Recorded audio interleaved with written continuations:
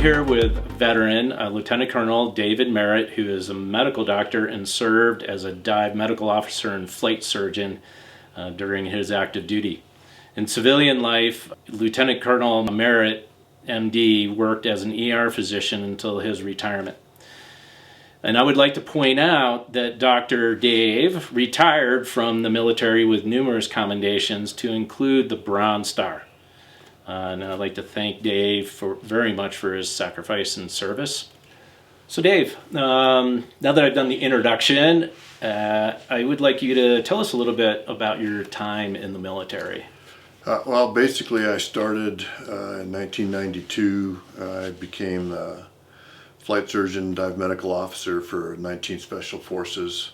I stayed with them for about 10 years. Again, in Afghanistan in 2009, there was a remote fire base in northern Afghanistan that had no medevac capability. So they were looking for either a trauma surgeon or ER doc with combat experience. But, and also during your time in the military, that is where you originally got exposed to the use of hyperbaric oxygen therapy. So can you tell us about that? Yeah, when I was with 19th Group early in my career, the Navy has its SEALs. Special Forces also has dive teams. And every Special Forces unit is supposed to have both a flight surgeon and a dive surgeon, someone that can take air assets. If you're airborne or jump qualified, you have to be evaluated by a flight surgeon before you can sign off and jump. And someone has to be trained both as a Navy diver and a hyperbaric doc to take care of the Navy diver. So I went to the Navy dive medical officer course. Was a hyperbaric doc, had a blast, and then as a result of that I ended up working on an island in the Caribbean as a director of hyperbaric medicine. I was there for a little over 2 years, treated 48 cases of acute decompression sickness, as well as just a malady of other injuries and wound care and medical conditions that if somebody had a problem and we thought that, hyperbaric medicine would be worth a shot. We had tremendous results. We treated HIV patients and found out that their CD4 counts or T helper cell counts would increase. Diabetics, chronic ulcers, just all sorts of things. And Dave, after you got out of the military and in civilian life, what areas of medicine did you practice? Yeah, primarily I've always done emergency medicine. One of the things that came out of all this was traumatic brain injuries and horrible PTSD. So, and that's kind of where hyperbaric medicine has probably made one of its biggest leaps. Now that we're able to do PET scans and actually evaluate the brain before and after hyperbaric therapy, we can actually see changes where before it was just anecdotal. They would come out and they'd be like, yeah, I feel better, and I'd look at their wounds and go, oh, they look better, and so everything was anecdotal. There were no double-blinded studies, but now we actually have ways to evaluate people before and after their therapy, and we can measure stuff that we could never measure before, especially brain function with PET scans. That's just revolutionized brain care.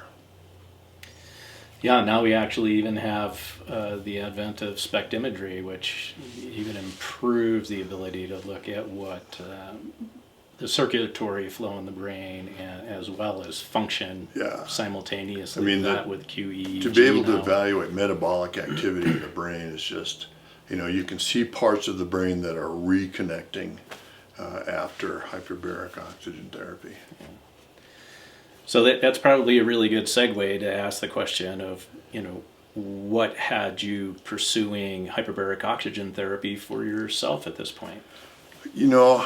As a physician, you get bombarded with studies, and I've always kind of kept my hand sort of in the genre of hyperbaric medicine just to see what's out there. And I've been reading about, hyperbaric therapy and PTSD and TBIs.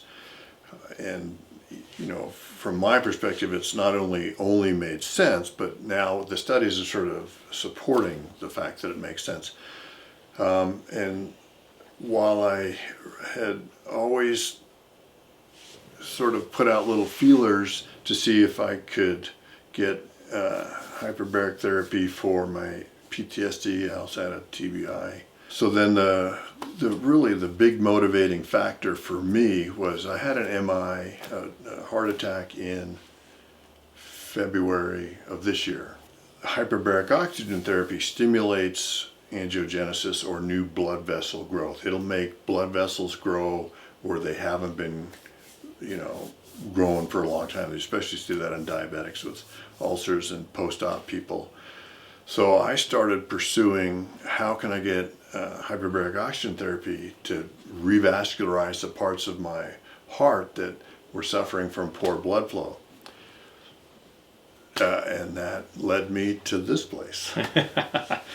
And you actually ended up here because of a program through America's Mighty Warriors called Helping Heroes Heal, which actually fully funds veterans to receive treatment who have a VA record of a traumatic brain injury, post-concussive syndrome, or PTSD, or any combination of the above. What was your experience in coming to us through America's Mighty Warriors? It was really simple. I talked to America's Mighty Warriors. All that they asked was that I could provide them with documentation that showed that my PTSD was combat related. Once that happened, they approved a grant for the treatments, and I came down. We were able to work out a schedule that worked great for me, great for you, and the changes have been pretty remarkable. And so can you tell us a little bit more about actually, what you experienced throughout the course of treatment? Because you came in for an extensive treatment program that was based on, baseline protocols for traumatic brain injury and PTSD. So what was your experience throughout the course of treatment? There were a couple of things that were pretty astounding to me. The first one was that, I've struggled with weight since I came home from Afghanistan. I came home from Afghanistan, I was 190 pounds, lean, mean fighting machine. And within 6 weeks, I was over 250 pounds from stress eating and alcohol. I'd probably been in the tube for 5 days, and suddenly, just out of the blue, my stress eating stopped, and it has not restarted. I don't stress eat anymore. In my brain being made. That would be great to have a PET scan to see. Post-treatment, Yeah. Dave, at this point in time, what would you have to say as words of wisdom to somebody who would benefit from hyperbaric oxygen therapy? What would you say just to encourage them to pursue what you pursued? Just do it.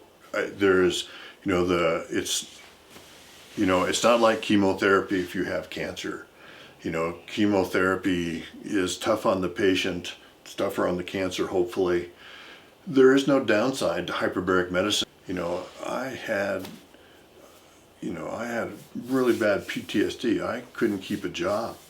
So, if I could have had this 15 years ago, who knows where my life would have been. Well, Dave, I very much appreciate the fact that you not only came in to do this with us, this interview, but just coming in for the treatment. I learned a tremendous amount from you and your background over the course of your treatment program. So to you folks out there, I would really encourage you to take advantage of the fact that we do free consultations for anybody. So please do take advantage of that at Mountain Hyperbarics, and we'll see you next time.